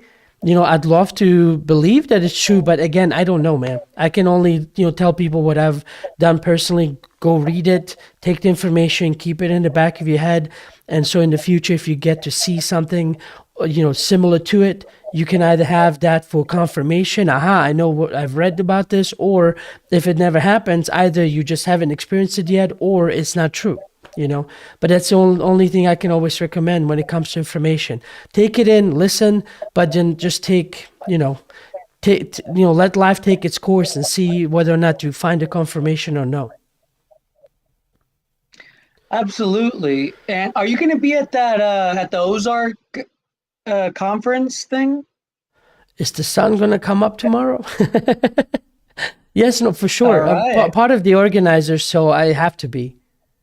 If Oh, I right don't on, go, right if I don't go there, there's not going to be any audio or any audio video. It will just be a bunch of people on stage screaming, trying to lecture. So no, I have to be there. I don't really have any I don't know. We'll see. Maybe there's maybe I'll check it out. I don't know. I've never been to anything like that, a convention like that. Well, maybe I'll have to go check it out. It was the first convention where I basically lost my UFO virginity to, it was, and it's funny because I still have the video. I basically in 2012, when I first went, there was basically three things within 10-minute span that were just basically set me into the direction to where I'm going to now. One, it was for the first time publicly for me to come out, to go to a convention, to come out of the UFO closet. So before I would always do everything on my own, but now I was actually conversing with other and like-minded people. And not only that, I went to a convention where there's like hundreds of them, right? And so that was one. Two, I basically met, well, actually, it's four altogether. Basically, met Dolores Cannon and my future wife at the same time. At the same moment. They were next to each other because she was selling her books, and my wife was the one that was putting the books in the bag. And then three, right when I was done having talking to Dolores and she was finished signing the book, I turned around and there was a camera in my face, and it was the local TV, and that was basically being on TV for the first time, being asked questions about the conference, because at that time it was a 5-hour drive from St. Louis to Eureka Springs for me. So is it like you, do you fly into, where do you fly into? Is it Memphis or? I don't. I just. If you're flying in, there's XNA. XNA is the, it's the airport, but I don't know if it's, what is it? Fayetteville, Rogers. Fayetteville, Arkansas. Fayetteville, Arkansas. That's the XNA. That's the call signs for the airport. Yeah, there it is. All right, brother. Well, just checking out airfare and all that, but right. Well, hey, if you're interested in going, just don't forget what I was. Maybe you didn't catch it. Every day that, or every time that I'll have an interview, if you like the video and leave a comment with the hashtag Ozark 2022, I will then do like a random pick, and you'll have a chance to win 2 tickets to the conference. And so either you take care of it ahead of time, or if you want to take your chances, and I will on March 9th I would announce a winner. That way it gives everyone. Yeah, on YouTube, on my videos, I'll basically, if you like the video and leave a comment with the hashtag Ozark 2022, you'll have a chance to win 2 tickets. Right, and so everyone else, because I'm letting it fully be randomized and using algorithms to pick. So I'm sorry I can't play favorites. I really would like to give an even chance to everyone.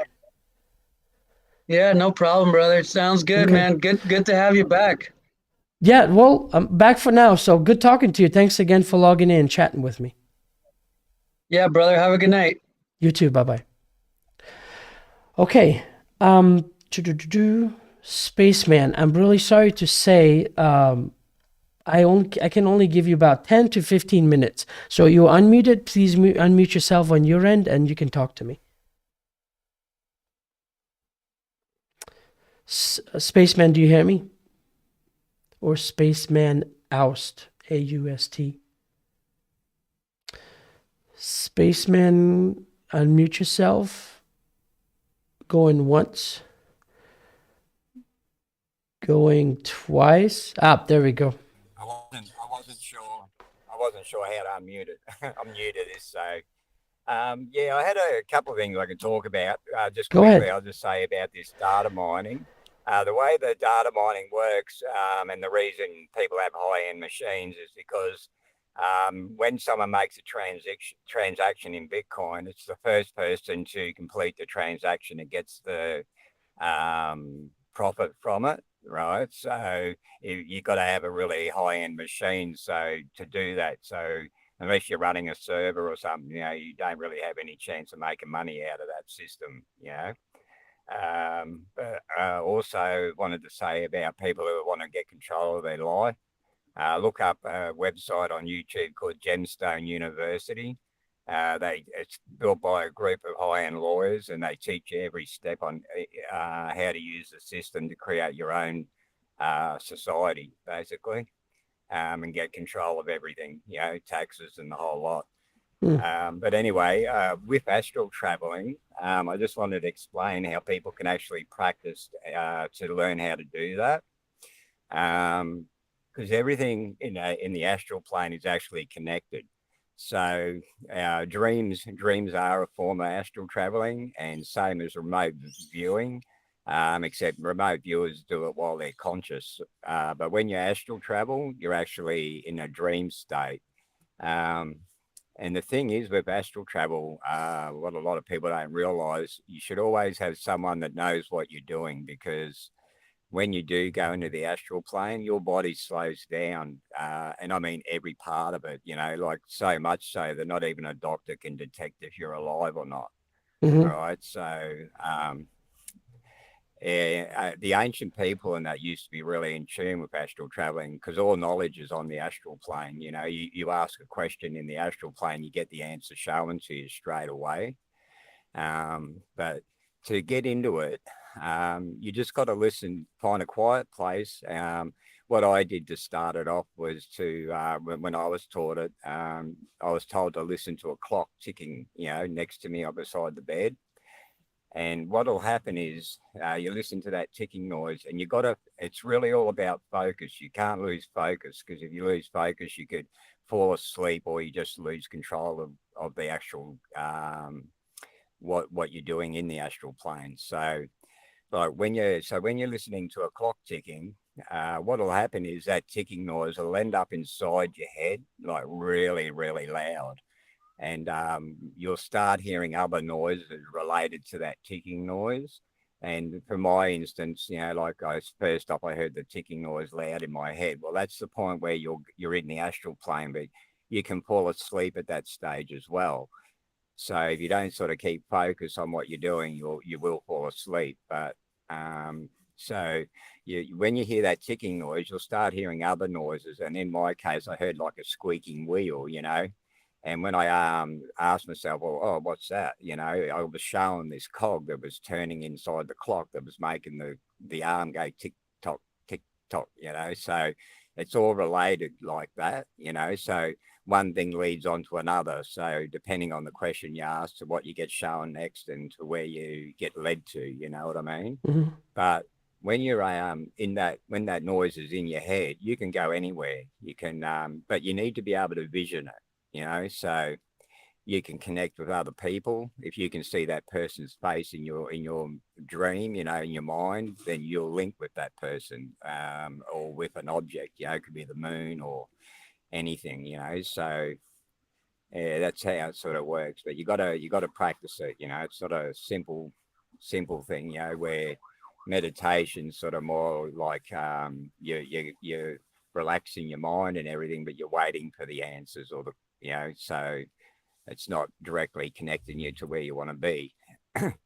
So yeah, but I got lots of things to talk about, but I'll catch you on the next one, I suppose, because I heard you were thinking about going. But Right. yeah, Well, I've actually maybe I seen. missed it. Can you explain just a little bit how was it through personal experiences, or how do you know? Yeah, personal I'm sorry. Can experiences. you Yeah, mute I've had. YouTube? I'm just hearing like a feedback of myself. Oh, okay, hang on. Okay. I was just going to ask if you can just explain how do you know the process? Are you just from something you read or something you've experienced? I'm sorry if I missed it. I've had lots of missing events and UFO sort of sightings and stuff. I haven't been lucky enough to like have direct connection to any aliens, but I've had like UFOs follow me on boats underwater, and I had figures of people following me across the road, that were just like glowing light, things like that. But with my missing time event, though, after that, I started getting images in my head of this reactor, like a plasma reactor. And when I get asked the questions about what it is, it's apparently some sort of anti-gravity engine or whatever, like a UFO engine or something. But it's nothing like I've ever seen, anyone construct or anything, But I also know about another plasma engine that works on two plasma fields resonating with each other, pulsing pulsing and creating energy and pulsing the outer one, and then it returns the same thing, and they go into resonance with each other. So it's sort of similar to that kind of plasma reaction, but it's different, you know. I've been trying to make it up in 3D so I can show it to people. So someone that's got the money to build it could, you know. Right. It's not as easy to, it's hard to sort of, because it's just two spheres inside, one inside the other. So it's a bit hard to sort of draw it out in 3D. You know, I'm not that skilled at that. So yeah, but yeah, like I've actually seen the real moon landing video that an astronaut showed here in Australia one night on our news. I've seen the Roswell crash video that the farmers took before they told the military, and the 4 alien bodies they found. And so I've also You mean you saw it? man-made. Was it a different video in Australia? Or what kind of, was it a show? Well, we had an astronaut come here, and he was claiming it was time America told the truth about what they found on the moon and why they went there. And he talked about a grid on the surface of the moon and how they knew it was man-made, but no matter how good a telescopes they built, they couldn't see what it was, you know. And that's what the race was, to get up there in case they found technology that put them above the rest of the world. And when they did get up there, like in the film, they showed the whole thing in the news highlights, because they knew they wouldn't get it on the news itself, you know, because the suppression and whatnot. And they showed it from the countdown, like when the lander was coming down to touch the surface of the moon, and when it hit the moon, it rang like a bell for like over half an hour, you know, like it just kept on ringing, you know. And that's why they would have had to have made a fake moon landing video, because you know, they couldn't have covered up what they showed in this film, you know. And they get out of the lander, and they pointed out how the moon's still ringing, you know, and talking to the guy up in orbit.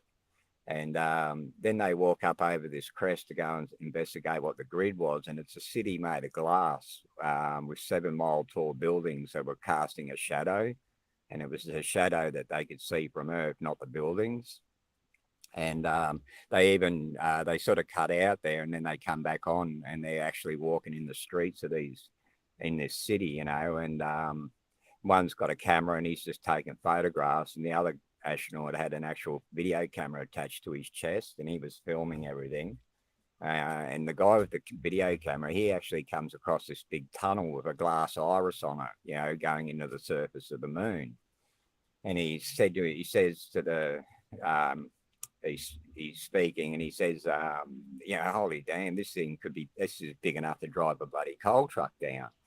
And just as he said that, he sort of, hang on a minute. He said, listen. And he went quiet, and you could hear the moon still ringing, even though this is ages later, they've walked into this city.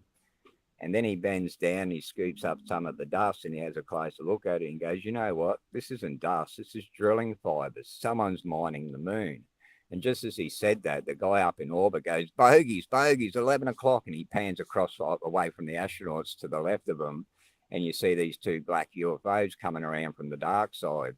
And they come flying past these 2 astronauts at high speed and made all the dust swirl up around them and everything.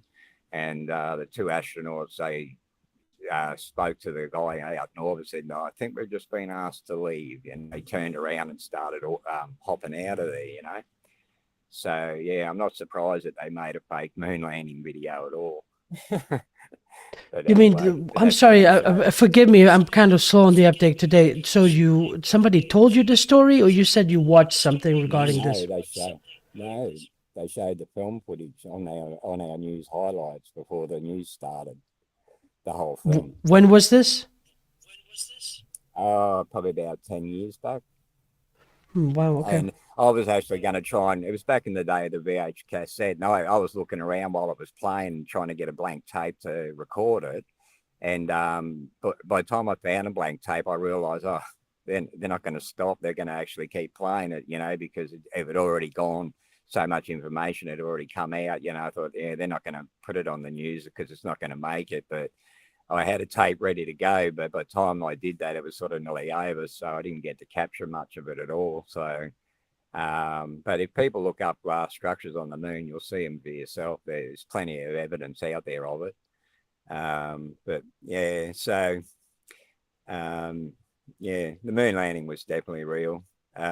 Also with I've also seen 2 man-made UFOs built here in Australia back in 1973 that I walked under while they were flying them. You know, so we've had anti-gravity since 1973 that I know of. You know, so yeah, not Right. all UFOs I believe are from other worlds. You know, and It's hard to believe that our governments aren't playing around with some technology. Well, the Victorian Railway was one of the companies that actually built this UFO, and they didn't tell everyone when they test flew the prototype. They flew it over my nan's house in Faulkner, and they just announced over the radio, you know, that people in Faulkner, if you raced outside, you may get to see your very first UFO, and that's exactly what I did. And as I went out my nan's back door, this thing's coming over my nan's back fence, you know, and it was going really slow, like walking pace, you know, and I had time to climb up on the roof and touch it if I wanted. It was that close to the ground, you know, and but I didn't know what to do. I was sort of panicked at first, and I looked at the trees and they weren't wilting or doing anything, and I thought, well, I'll just stand here and watch it go over then, you know, and so I watched it hover over our house, and it only made a slight humming noise, you know. And now that I'm older and I understand electronics, it was really what it reminds me of is like a transformer building up energy and then dissipating again, because it was doing this sort of a like that over and over. And but under that, it had like these glowing red rings, but they were like red fluoro lights, but in a circle, like a big 10-foot one in the middle, and then 5 2-foot ones on the outside of that bigger one. But they didn't glow like a light. They reminded me more of a glowing element on a stove top or something, you know, that kind of reddish orange, you know, sort of glow. So I'm assuming they were like coils that were like had a lot of power running through them, and they were glowing because of the copper heating up or whatever. But yeah, it was after they did that night. The next day, Victorian Railway had announced that they were the ones that built the craft and were test flying it, and were asking the government for funding to build one big enough to carry 200 people. And so the government refused and said, no, we're not going to fund unproven technology, even though they were flying this thing around. So the railway company said, well, if you don't give us the money, you know, we'll publish the design in the paper so anyone that had the money can build it themselves. And they gave them a 2-week deadline to make a decision. And in the end, after the 2 weeks, they still wouldn't come forward with the money. So they did. They published the design in the paper. And I was only 9 years old. I used to get the paper from my grandfather. So I went down the shop, you know, eagerly to get the paper. And sure enough, it was like about 1 inch thick, you know. And I get home, put it on the kitchen table and open it up. And sure enough, here's all these schematics on how to build this UFO. And I just didn't, as a boy, I didn't know about suppression, you know. I just rubbed my hands together thinking, oh, how great this was, you know, because by the time I was old enough to get a license, we'd be driving around in these things, you know. Right. But, you know, as I got older, I realized found out about suppression and everything. And I tried to locate it, you know, like through the archives and whatnot. But the paper's swapped hands about 3 times since then, you know, and changed its name, merged with other papers and all this sort of deal. So I had no luck. You know, it was hard to even remember what the paper was, you know, because they had the Herald and the Herald Sun and the Sun, you know, so there's all these different names, and then they all merged. And yeah, so I haven't been able to find it. I even rang up the companies and spoke to the managers and that and tried to ask them if they had any idea of how to locate it, but no. Right. Not that I think they would have. Well, Spaceman, I wish you would have logged in. I'm sorry, can you just for quick seconds mute YouTube for me, please? Oh, I've closed it altogether. Okay. All right, there you go. Yeah, because I was kept hearing myself back. Okay, but anyway, we're finishing up anyways. I was just going to say, I hope then next time you log in a bit earlier and then continue, you know, chatting with me and sharing, you know, your story and all these different things that you Yeah, know. I lots to certainly talk. appreciate what you shared so far. Yeah, got lots to talk about, but yeah, I was new to Telegram. You asked me once before in an email to I sent you a photo of a man-made UFO that was similar Right. to the one I saw. But yeah, now I've got Telegram installed and I know what's going on. I can join in next time. So Yeah, please definitely do. want to. Be on the lookout. I'll always post something on the YouTube group. I'm not the, yeah, YouTube community chat, and I will always have on Telegram. I would have a message up there when the next open lines is. So I hope you log in straight away and be the Yeah, first one. yeah, definitely. I'll keep an Okay. eye out for it. I've got lots to chat about. So yeah. All Okay. right. Well, thanks Well, again. Please call in again, and then we'll continue our conversation. will do. Thank you. All right, All right. Bye. Spaceman. Thank you very much. All right. I'm sorry. I'm gonna have to make it short today, but certainly appreciate you guys logging in today and at least being part of this installment. I don't know exactly when I will have next open lines, but just like I said, please be on the lookout. I will always post something, a message on when it's coming up in the Telegram group or the YouTube community tab. If you go on the UFO Hub YouTube channel, the community tab, I'll usually just post for those. Actually, you have to be subscribed to see those, I believe. Otherwise, you won't be notified.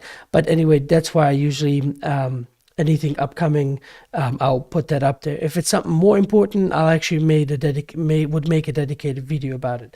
So, really sorry to have to cut it short today. I'm wanting to do this. I'm glad you were able to join me, and just be on the lookout for upcoming interviews as well.